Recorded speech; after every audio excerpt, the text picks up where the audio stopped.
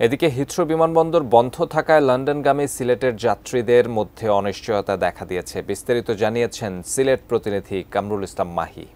লন্ডনের হিথ্রো বিমানবন্দর বন্ধ থাকার কারণে যাত্রীদের মধ্যে অনিশ্চয়তা তৈরি হচ্ছে। বিশেষ করে গতকাল সিলেট থেকে হিথ্রো বিমানবন্দরের উদ্দেশ্যে যে বিমানটি বাংলাদেশ এয়ারলাইন্সের বিমানটি ছেড়ে গিয়েছিল, সেটি মাঝ আকাশ থেকেই কিন্তু ঢাকার উদ্দেশ্যে ফিরে এসেছে এবং যে সকল যাত্রীরা রয়েছিলেন তার মধ্যে কিন্তু সিলেটের 184 জন যাত্রী রয়েছেন এবং ঢাকার কিন্তু 64 জন যাত্রী ছিলেন।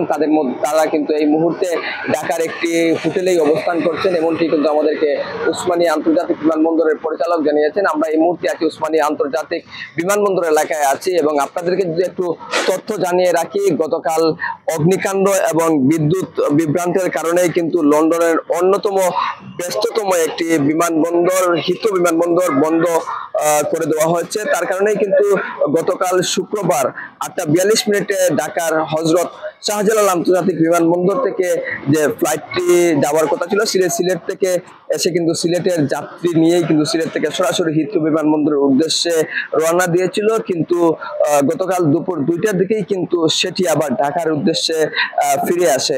ঢাকা এবং সিলেটের যেসব যাত্রী রয়েছেন তাদের মধ্যে উদ্বেগ এবং উৎকণ্ঠা বিরাজ করছে। হিথ্রো বিমানবন্দর স্বাভাবিক হওয়ার পরেই কিন্তু বিমান চলাচল যেটি রয়েছে সেটি স্বাভাবিক হবে। তো এই ছিল উসমানী আন্তর্জাতিক বিমানবন্দর থেকে আমার কাছে সর্বশেষ তথ্য।